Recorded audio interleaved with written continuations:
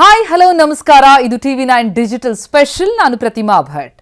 British ಸರ್ಕಾರಕ್ಕೆ ಭಾರತೀಯನಿಂದ notice ಕೊಡೋದಕ್ಕೆ ತಯಾರಿಯಾಗಿದೆ. ಕೊಟ್ಟ ಸಾಲವನ್ನ ವಾಪಸ್ ಕೇಳ್ತಾ ಇದ್ದಾರೆ ಆ ಭಾರತೀಯ. ಅದು ಯಾವಾಗ ಕೊಟ್ಟದ್ದು ಗೊತ್ತಾ? 109 ವರ್ಷಗಳ ಹಿಂದೆ.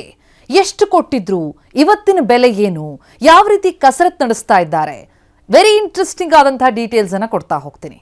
ಸ್ವಾತಂತ್ರ್ಯ ಪೂರ್ವದಲ್ಲಿ ಅಂದರೆ 109 ವರ್ಷಗಳ ಹಿಂದೆ ಅಂದಿನ ಬ್ರಿಟಿಷ್ ಸರ್ಕಾರಕ್ಕೆ ಆಗಿನ ಭಾರತದ ಶ್ರೀಮಂತ ಕುಟುಂಬವೊಂದು 35,000 ರೂಪಾಯಿ ಸಾಲ ಕೊಟ್ಟಿತ್ತು. ಇವತ್ತಿಗೂ ಅದನ್ನು ಬ್ರಿಟಿಷರು ತೀರಿಸಿಲ್ಲ. ಹೀಗಾಗಿ ಅಂದು ಸಾಲ ಕೊಟ್ಟಂತಹ ಕುಟುಂಬ ಅದನ್ನ ಈಗ ಹಿಂಪಡೆಯೋ ಬಗ್ಗೆ ಕಾನೂನು ಕ್ರಮಕ್ಕೆ ಮುಂದಾಗಿರುವಂತಹ ವೆರಿ ಇಂಟ್ರೆಸ್ಟಿಂಗ್ ವಿಷಯ ಈಗ ಬೆಳಕಿಗೆ ಬರ್ತಾ ಇದೆ. 1917ರಲ್ಲಿ ಮೊದಲ ಮಹಾಯುದ್ಧದ ಸಂದರ್ಭ ಅದು.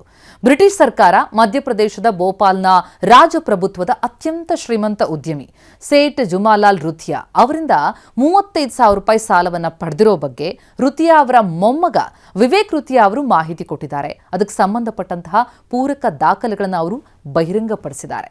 ನನ್ನ ಅಜ್ಜ ದಿವಂಗತ ಸೇಠ್ ಜುಮಾಲಾಲ್ ರುಥಿಯಾ ಬ್ರಿಟಿಷ್ ಸರ್ಕಾರಕ್ಕೆ 35,000 ರೂಪಾಯಿ ಸಾಲ ಕೊಟ್ಟಿದ್ರು. ಆ ಮೊತ್ತವನ್ನ ಇವತ್ತಿಗೂ ಕೂಡ ಮರುಪಾವತಿಸಲಾಗಿಲ್ಲ.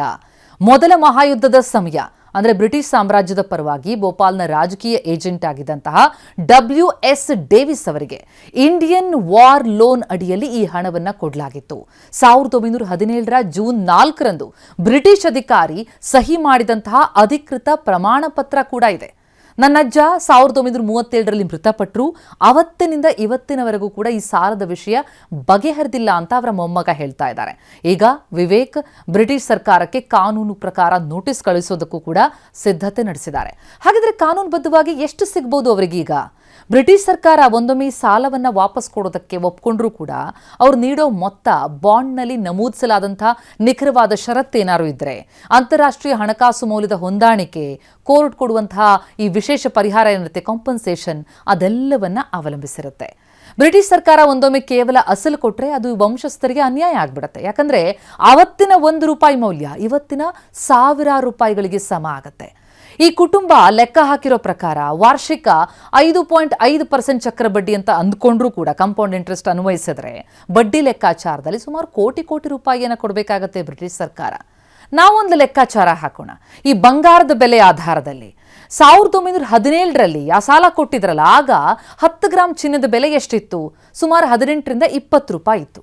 ಅಂದರೆ ಆಗ 35,000 ರೂಪಾಯಿ ಸಾಲ ಕೊಟ್ಟಿದ್ದಾರೆ ಅಂತಂದ್ರೆ ಸುಮಾರು 17.5 kg ಚಿನ್ನ ಬರ್ತಿತ್ತು 35,000 ರೂಪಾಯಿಗೆ. ಇವತ್ತು 17.5 kg ಚಿನ್ನದ ಬೆಲೆ ಎಷ್ಟಾಗತ್ತೆ? 13ರಿಂದ 14 ಕೋಟಿ ರೂಪಾಯಿ. ಅದಕ್ಕೆ 109 ವರ್ಷಗಳ ಬಡ್ಡಿ, ಚಕ್ರ ಬಡ್ಡಿ ಇದೆಲ್ಲ ಸೇರಿಸ್ತಾ ಹೋದ್ರೆ ಕೋಟಿ ರೂಪಾಯಿ ಆಗುತ್ತೆ. ಈಗ ವಿವೇಕ್ ರುಥಿಯಾ ಅವರು ಲಂಡನ್ನಲ್ಲಿರುವಂತಹ ಬ್ರಿಟನ್ ಸರ್ಕಾರಕ್ಕೆ ಮತ್ತು ಭಾರತದ ವಿದೇಶಾಂಗ ಸಚಿವಾಲಯಕ್ಕೆ ಕಾನೂನು ನೋಟಿಸ್ ಕೊಡೋದಕ್ಕೆ ಸಿದ್ಧತೆ ನಡೆಸ್ತಾ ಇದ್ದಾರೆ. ಅದೇನಾದರೂ ಯಶಸ್ವಿ ಆದರೆ ಇವರೊಬ್ಬರೇ ಅಲ್ಲ, ಬ್ರಿಟಿಷ್ ವಸಾಹತುಶಾಹಿ ಆಡಳಿತದ ಕಾಲದಲ್ಲಿ ಹಲವು ಭಾರತೀಯ ಉದ್ಯಮಿಗಳು ಕೊಟ್ಟಂತಹ ಇತರ ಅನೇಕ ಹಳೆಯ ಸಾಲದ ಕಥೆ ಇದೆಯಲ್ಲ, ಅದೂ ಕೂಡ ಒಂದೊಂದಾಗಿ ಹೊರಬರಬಹುದು. ನಮಸ್ಕಾರ.